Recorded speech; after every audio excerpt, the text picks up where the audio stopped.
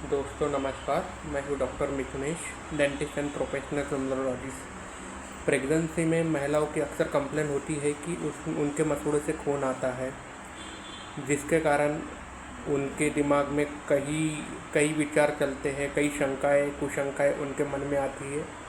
तो इस पर हम अब विस्तृत चर्चा करेंगे। देखिए, प्रेगनेंसी में और ख़ासकर सेकंड ट्राइमेस्टर में आपके मसूड़ों से खून आना, ये एक नेचुरल प्रोसीजर है बॉडी का।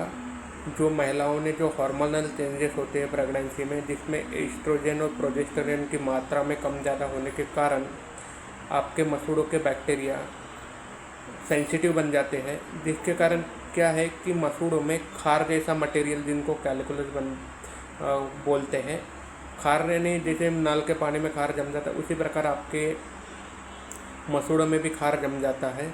अगर उसकी सफाई नहीं होती है तो वो खार की तरह मटेरियल कड़क बन जाता है, और जिसके कारण वो क्या करता है कि मसूड़ों को इरिटेट करता है, जिसमें वह इन्फेक्शन पैदा करता है, जिसके कारण मसूड़ों से खून आता है। और यह एक बिल्कुल नॉर्मल प्रोसीजर है। प्रेगनेंसी के बाद ये बिल्कुल नॉर्मल हो जाता है, इसमें घबराने की कोई बात नहीं है।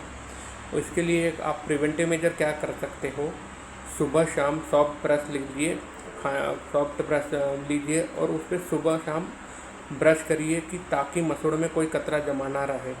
तो ये भी नहीं हो सकता है तो आप आधा गिलास कुनकुने पानी में एक चम्मच सेंधा नमक डाल सकते हैं और थोड़ी हल्दी मिला के सुबह शाम कुल्ला करते हैं, कि जिसके कारण वो जिसमें आपको रिलीफ मिल सकता है। जैसे मसूड़ों से खून आना, मसूड़ों पे सूजन आना, ये नॉर्मल बातें हैं। दांत में झंझनाहट होना, ये इसके प्रेगनेंसी जिंजाइवाइटिस इसको बोलते हैं, जो प्रेगनेंसी से रिलेटेड रहती है। प्रेगनेंसी के बाद इसको ये बिल्कुल नॉर्मल हो जाता है। अगर ये नॉर्मल नहीं होता है, अगर समस्या ज़्यादा बढ़ती है, तो आप डेंटिस्ट को एक बार सलाह कर सकते हैं। डेंटिस्ट उसका प्रॉपर एग्जामिनेशन करके उस पर उचित सलाह दे सकते हैं। और सेकंड ट्राइमेस्टर प्रेगनेंसी में ये डेंटल ट्रीटमेंट के लिए अनुकूल पीरियड माना जाता है, उस समय आप उसका ट्रीटमेंट भी करवा सकते हो। और इसमें घबराने की बिल्कुल बात नहीं, और आपके मन में शंका रखने की कोई बात नहीं। ये हार्मोनल चेंजेस के कारण होता है, जिसको प्रेगनेंसी जिंजाइवाइटिस कहते हैं। धन्यवाद।